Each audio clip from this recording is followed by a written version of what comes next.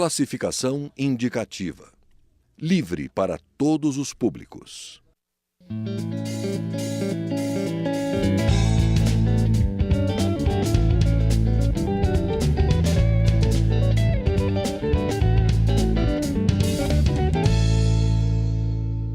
Olá. A Superintendência do Desenvolvimento do Nordeste, SUDENE, é responsável por programas de atendimento socioeconômico da região. Além dos 9 estados do Nordeste, a entidade atua no norte do Espírito Santo e de Minas Gerais. O deputado Evair de Mello, do PV do Espírito Santo, quer ampliar a área de atuação da SUDENE no estado, com atendimento a todos os municípios. Deputado, bem-vindo à Palavra Aberta. Agradeço a oportunidade. Deputado, por que incluir todo o Espírito Santo no atendimento da SUDENE? O que nós precisamos de fazer é desentortar as oportunidades de desenvolvimento para o meu pequeno estado do Espírito Santo. Olhando pelo tamanho do Brasil, nós somos apenas 0,5% do território nacional. Por um trabalho na década dos anos 80, início dos anos 90, assim, a parte norte do nosso estado, o norte do Rio Doce, de um trabalho de um empenho muito grande na época da então deputada Rita Camata, nós conseguimos esse sucesso que foi incluir a parte norte do Espírito Santo na SUDENE. Um sucesso absoluto, porque entre as premissas técnicas para a inclusão da SUDENE está a questão do solo semiárido e poucas chuvas, ou seja, o norte estaria condenado se não fossem os incentivos tributários e fiscais que são possíveis a partir da SUDENE e também a aplicação dos fundos de desenvolvimento regional, basicamente operado pelo Banco do Nordeste. Esse sucesso, é só você ir no nosso estado hoje e ver o município de Linhares, Soretama e São Mateus, municípios que se prepararam para fazer a aplicação desses fundos. Porém, aí nós começamos a entortar, eu chamo de entortar as oportunidades, porque a parte norte do Rio Doce está contemplada com a SUDENE e, a princípio, a parte sul não. Então, tem cidades e municípios e regiões que têm uma mesma característica que foram divididas ao meio. E isso trouxe consequência para todo o Espírito Santo.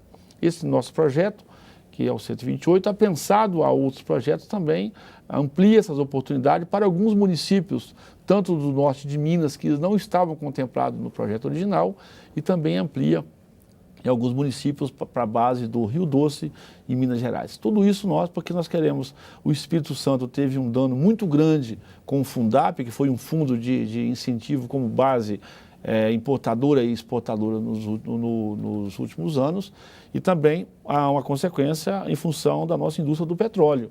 O Espírito Santo acabou se preparando ao longo dos seus últimos anos para ser uma base produtora de petróleo e que tem na questão do royalties, nesse novo modelo de distribuição, um impacto muito grande para o Estado.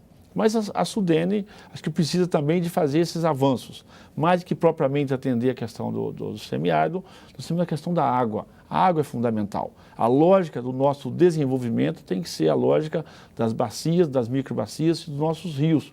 Se tem uma questão ambiental que nos integra, é a água. Essa é Por que eu digo isso? Porque as divisões políticas de municípios e estados, às vezes, não contemplam a lógica de uma bacia.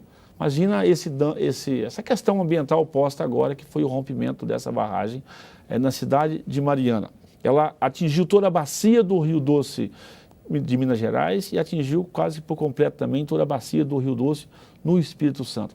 A bacia do Rio Doce, em Minas Gerais, ela é 2 vezes o tamanho do território capixaba. Por isso, a política tem que ser unificada. Eu não posso ter um município de um lado de uma bacia contemplado com essas oportunidades e do outro não. Por isso, nós entendemos que dentro desse avanço, nós vamos trazer oportunidade a todos os municípios capixabas, tanto da lógica macro da bacia do Rio Doce, estendido na bacia do Rio Tampirim e na bacia do Rio Itabapoana, para que os municípios e os arranjos produtivos possam se beneficiar e continuar sendo esse estado que produz alimento, que produz oportunidade e reexporta para todo o Brasil. Deputado, mas não seria então o caso de se ter uma outra agência de desenvolvimento com um perfil diferente dessa que já existe, que é voltada ao semiárido nordestino? Seria mais viável a criação de um outro tipo de agência? Mas a inteligência, acho que sim, mas no Brasil nós não podemos mais criar mais coisas. Eu acho que é preciso fazer esse avanço é importante, o tanto que nós já tivemos sucesso em todas as comissões de mérito da Casa, né, já tramitou por todas as comissões, né, a nossa última votação foi na Comissão de Constituição e Justiça, onde o mérito foi reconhecido tanto do ponto de vista, e nisso entra também a Lei Nacional de Recursos Hídricos, a União, o debate da água hoje, esse é um debate importante, não só a disponibilidade, quanto essa boa gestão. Isso nós temos que alinhar no nosso Estado, que tem a base da economia na agricultura, ela é importante, porque a água, no nosso caso, é um ativo importante.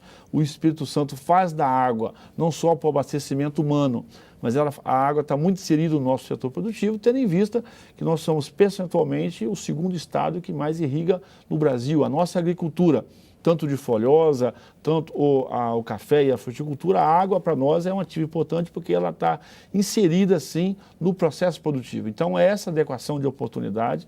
Nós vamos uniformizar esse impacto que tem financeiro para com o Estado e vai permitir fazer essas correções, tanto porque essas decisões do Fundap, do royalties de petróleo, ela não dependeu da vontade política do Espírito Santo. E com esse gesto de incluir todo o território capixaba, estender um pouco mais isso para o leste mineiro, a gente tem certeza. Com o que já existe, nós vamos conseguir corrigir essas imperfeições sem criar nenhuma burocracia diferente disso, e isso não vai ter impacto, naturalmente, para os estados e municípios que já estão contemplados. E o Espírito Santo, e essa parte do norte e da bacia do leste mineiro, tem características muito parecidas do ponto de vista físico e ambiental com o chamado Nordeste brasileiro. Grande parte do nosso território, nós estamos vivendo nos últimos anos questão de déficit hídrico. Né? E para estados que têm na agricultura essa atividade importante, nós estamos confiantes que esse reconhecimento agora no plenário da Câmara e posteriormente no Senado, só com esse gesto, né, nós vamos trazer sim essa igualdade de oportunidade, tanto para municípios mineiros que vão ser ampliados, quanto para ampliação para todo o território capixaba. Deputado, agora a ampliação da abrangência da atuação da SUDENE vem acompanhada de mais recursos ou vai ter que haver um remanejamento dos recursos já existentes para a agência? Porque o que acontece? Para um projeto ser contemplado, não é todo projeto que está na área que ele é contemplado, ele tem pré-requisitos que precisam de acontecer. E no Espírito Santo nós temos que cuidar disso, porque o que está acontecendo? Empresas que estão lotadas no sul do estado, essas empresas estão fechando no sul do estado e migrando para o norte do estado, simplesmente para fazer uma migração, de não ter oportunidade com a SUDENE, estão migrando para o norte do estado em função só desse benefício. Então, o impacto disso no montante da aplicação, ele vai ser menor. Indústria, por exemplo, pode estar as indústrias de granito, principalmente as indústrias de metal mecânico, algumas montadoras, a indústria moveleira, já são indústrias, ou seja, não é mais uma indústria que se abre no norte capixaba ou no leste mineiro, ela não é mais uma indústria, é a mesma indústria que está migrando, saindo de Cachoeiro de Itapemirim, está saindo de municípios até no entorno da Grande Vitória, está saindo de Castelo, ou seja, o sul do estado está perdendo competitividade simplesmente porque no norte do estado nós temos incentivo. Pelo tamanho físico e pelo impacto, ou seja, eu volto a dizer, é importante, não é uma nova indústria. O industrial está fechando a sua empresa em Cachoeiro, em Atílio Vivaco, em Mimoso do Sul, e está abrindo essa empresa no norte do estado. Então, o recurso vai ser basicamente o mesmo, e isso vai dar oportunidade para que todo o estado não haja essa migração, e sim um aperfeiçoamento tecnológico, um aperfeiçoamento de adequação, de oportunidade. As indústrias, os frigoríficos acontecem isso porque, no caso, o nosso setor de criação de frangos, por exemplo, e suínos, os frigoríficos, eles estão sediados. Se você, então não tem uma granja nova no norte do nosso estado, não tem um frigorífico novo, porque tem a SUDENE. A base produtora está migrando de região, o que cria para o estado um problema. Porque você transfere, o Estado fica na dele, porque em tese a arrecadação e o emprego em números é o mesmo, mas você cria um problema de onde essa indústria, de onde ela sai. Então isso vai trazer, eu volto a dizer, uma tranquilidade para que os empreendimentos já instalados, que têm emprego fixo, as pessoas moram nessas pequenas cidades, no setor de aves e de suínos principalmente, porque entra a questão do milho. Né? O milho entra em parte do nosso estado com subsídios para a área da SUDENE e parte não. que acontece? As grandes elas estão migrando. Só que de onde ela sai, ela deixa um passivo de desemprego, de renda para o município e não estamos encontrando. Então, eu volto a dizer, essa unificação vai trazer tranquilidade para que o Estado possa seguir dentro do seu plano de desenvolvimento. Deputado, agora, dentro do Sudeste, isso não provocaria uma guerra fiscal? Tem outros... o Rio de Janeiro também, existem projetos aqui na Câmara para incluir também o Rio de Janeiro na Sudene, por motivos semelhantes.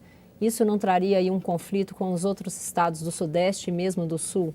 Isso não tem esse problema, porque mesmo o estado de Minas Gerais reconhece isso, que já tem parte do estado de Minas Gerais, que estão contemplados já com a Sudene, e estão trabalhando, inclusive, para poder ampliar essa base para outros municípios, Se você olhar para a região Sudeste, o Espírito Santo é sim o menor estado do ponto de vista físico, ele não tem nem como discutir a nossa economia com estados com volume que é Minas Gerais, regiões como o Cerrado Mineiro, o próprio sul de Minas e regiões desenvolvidas de Minas Gerais.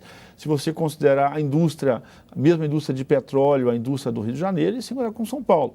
O Espírito Santo é sim o primo pobre da região Sudeste, e que nós sofremos um impacto muito grande, ou seja, e eles reconhecem isso. Tem a própria questão tributária que está sendo feita agora nessa rediscussão do ICMS de origem e destino, e nós somos um estado exportador, né? Nós não temos esse volume. Então, o Espírito Santo precisa desse gesto para que o Espírito Santo continue sendo, inclusive, dentro da região Sudeste, um estado competitivo. Isso tem impacto na economia do nosso estado. E hoje, mesmo com essas dificuldades, o Espírito Santo é um estado que mais paga à União do que recebe de benefícios. Olha que nós somos um estado da federação, nós não temos rodovias duplicadas. O nosso aeroporto é um caos, os nossos portos, embora tenha um esforço extraordinário, a logística nossa nos tira competitividade quanto ao Rio de Janeiro, quanto a São Paulo. Ou seja, essa modelagem ela vai trazer, primeiro, ela vai trazer segurança ao setor privado para que faça seus investimentos, para que o Estado, junto com a União, possa entregar rodovias duplicadas, possa melhorar o nosso aeroporto, que está em processo muito lento de reforma. Estamos trabalhando, inclusive, que dentro desse benefício, possamos construir a tão sonhada a EF-118, que é uma ferrovia que vai ligar o Rio de Janeiro à Grande Vitória, passando pelo Porto de Açu, no norte fluminense. Isso pode viabilizar, inclusive, o Porto Central em Presidente Kennedy, e o norte fluminense e o estado do Espírito Santo seriam os maiores complexos portuários do planeta. Eu estou falando de mais de 20 portos, né, de 17 grandes portos e 2 megaportos. Ou seja, o Brasil pode reencontrar, inclusive, nesse espaço, tanto dessa modelagem fiscal e tributária e aplicação de fundo, mais infraestrutura, reencontrar, inclusive, uma porta para que o Brasil possa continuar sendo essa nação exportadora. Dentro dessa porta do Porto Central, interligado com a rodovia, com a ferrovia F-118, tem a 354, que é essa rodovia que pode ligar o Centro-Oeste ao Atlântico, ligado a esse complexo portuário, e pode, inclusive, ampliar e viabilizar a exportação do Brasil Central. Então, é um arranjo, não é pura e simplesmente um incentivo econômico. Ele faz parte de uma inteligência estratégica para que o Espírito Santo continue sendo essa plataforma produtora nas questões internas, para o setor de mineração importante, no nosso caso é mármore e granito, uma indústria basicamente de exportação. Somos os maiores produtores e exportadores mundiais disso, mas isso vai permitir, inclusive, uma inteligência estratégica em portos, em ferrovias, em rodovias, para que o Espírito Santo sirva ao Brasil. O Espírito Santo é um estado exportador por vocação, por ter uma costa, por estar se preparando para isso. O governo do nosso estado tem feito esse nosso dever de casa, e esse investimento em infraestrutura, mais esses incentivos, vai qualificar o Espírito Santo a ser uma base exportadora que vai interessar a todo o Brasil. Nosso tempo chegou ao fim. Obrigada pela presença. Palavra Aberta está terminando. Agradeço a participação do deputado Evair de Mello, do PV do Espírito Santo, e a você, que acompanha o programa pela TV e pela Rádio Câmara. Você pode assistir esta e outras edições do Palavra Aberta em nosso site câmara.leg.br/palavra aberta. Até mais!